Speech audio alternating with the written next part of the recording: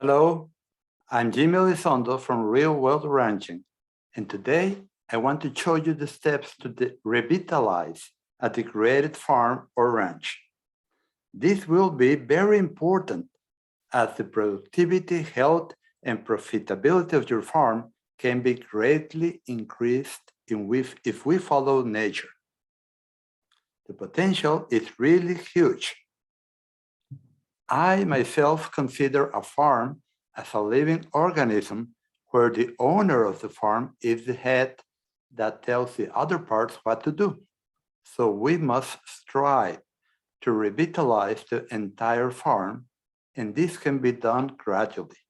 Today, I am going to talk to you about what we must do to stop degrading our land and revitalize it.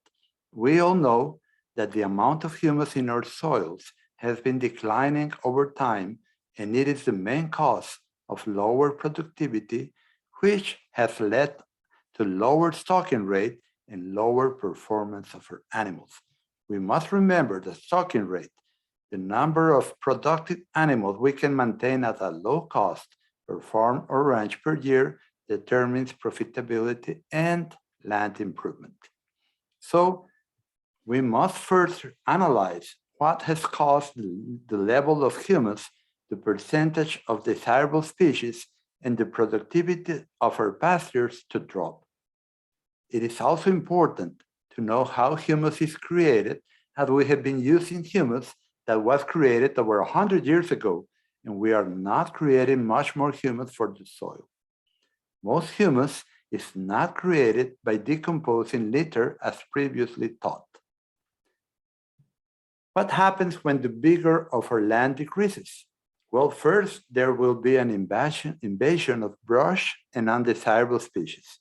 When the land is new or recently cleared, we see high productivity in our pastures, and it's mainly due to a high level of humus in the land that has accumulated from years of forest or not tilling. Then, after clearing that land, came the mismanagement of our ancestors with burning and continuous grazing, where cattle, sheep, and goats weakened the roots of desirable plants by overgrazing. That is, regrazing the plant before it has fully recovered. I have seen this through my life, and I have also learned how to bring the land back to life or revitalize it by increasing its humus level. Let us remember that humus is a fundamental part of our biological capital, and if we only extract it and do not return or create more of it, we may end up running out of it. I have learned over 30 years of experience that this is true, and I want to share this with you. Please pay close attention and listen with an open mind, as what I am about to tell you is consistent with your own observations in the field. It is going to be different than what you've been told in the past, but if you think about it carefully and relate it to your own observations and daily work, you will agree. Now, if you know someone who could benefit from this podcast, please share it or give them the link. I want to help them to increase their productivity and regenerate their land by avoiding humus depletion in their soils due to overgrazing. Okay, we can do this even at a very high stocking rate and at a very low cost. When the humus in your soils runs out, it is as if it suddenly started to rain less. It is also as if we stop fertilizing, although I do not use synthetic fertilizers on the soil. I will remember my father telling me, oh, the grass doesn't grow as fast as before, when my father or my grandfather cleared the land. Now it's growing slower, and it's because it's raining less. But in truth, it was because the humus content was going down. Let's take into account that each 1% of organic matter holds 25,000 gallons of water per acre and releases 40 pounds of nitrogen per acre per year. As an example, I will give you a real case study, a sandy soil farm in Florida where we regenerated it or revitalized it. We went from 1% organic matter to 3.18% organic matter in 6 years. This means that we now store 54,500 more gallons of water per acre, and 87 pounds of nitrogen per acre per year are released. This is the equivalent to applying 433 pounds of ammonium sulfate per acre per year and without spending a single dollar. Now, how can we increase the level of humus in our soils? The secret is in the leaf-to-stem ratio of our plants and obtaining fat and deep roots. How to achieve this and at the same time make more money? Simple. Implementing the total grazing program where overgrazing is avoided and the ratio of leaves to stems are optimized. This means a more complete grazing, which allows us to get more cow days per acre per grazing, and a longer rest period, which allows the roots to go deeper. Also, by removing or consuming the stems that will remain under selective grazing, they stop respiring and consuming energy from the rest of the plant. So it's important to consume them and remove them. Let's remember that energy is produced by green leaves due to photosynthesis, and it is consumed in the stems by respiring. The difference between these two, photosynthesis and respiring, is what is left for plant production and to feed the soil microorganisms, which in turn become humus by being digested by many generations of other microorganisms, with the last digestion carried out by fungi. And after a period of maturation called humification, we get humus, which is the best ingredient we can have in or component we can have in our soils. After this last digestion, we have humus, and it's a stable fraction of organic matter that can no longer be degraded by the action of microorganisms, and is the part that gives your soil its dark brown color and the nice smell of a forest floor, an earthy smell. Humus is the true fertility of your soils, and foods produced in soil high in humus are of higher quality, as they are fed on demand and not by flooding them with soluble nutrients, as with synthetic fertilizers. This allows a much higher complexity in the molecules of your plant, which gives a higher quality in the forages grown in land with high humus content and for your cattle or livestock. Now, what can we expect once we start creating more humus by implementing the total grazing program?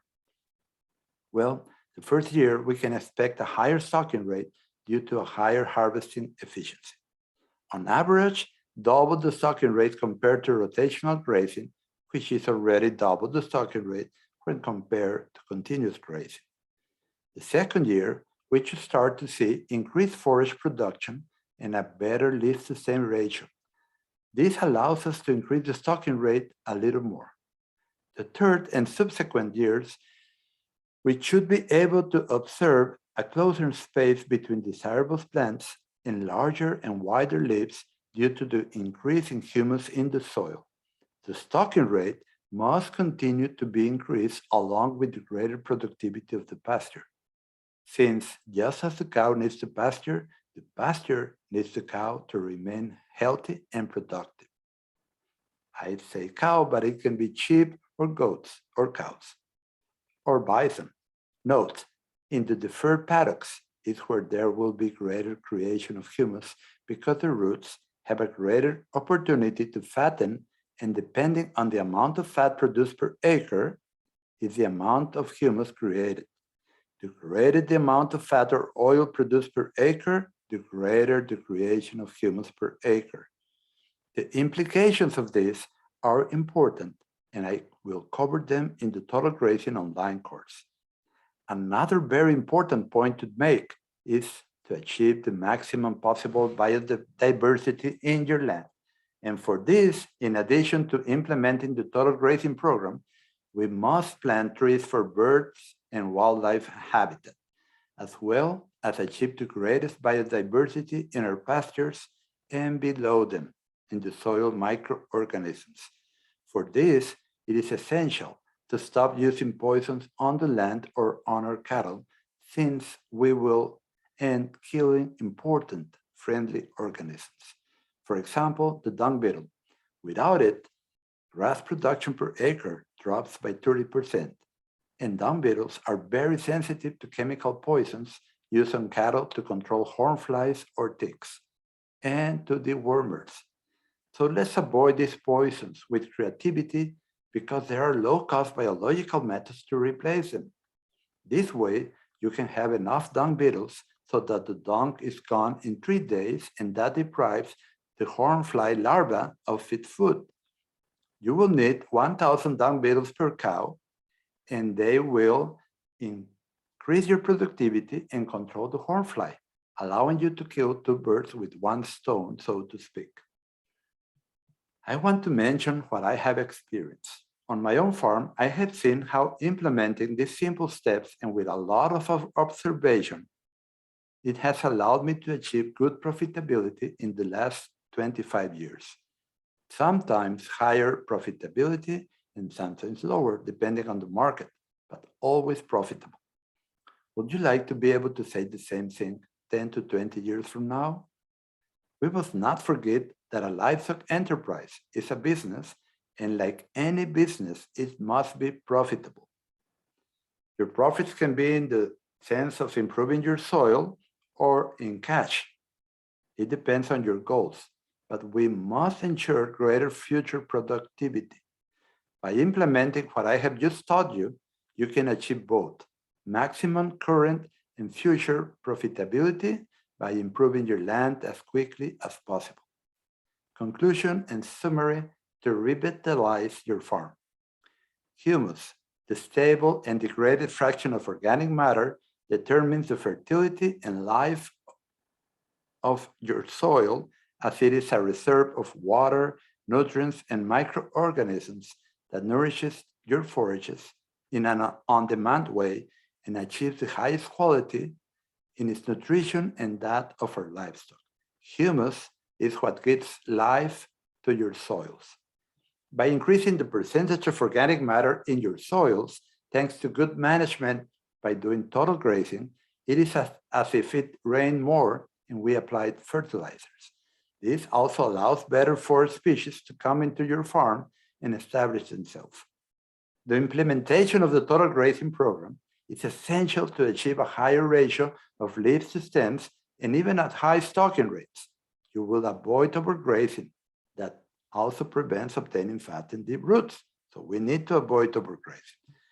Planting trees in fields or pastures is important for biodiversity, and they serve as shade and windbreaks for us and our livestock.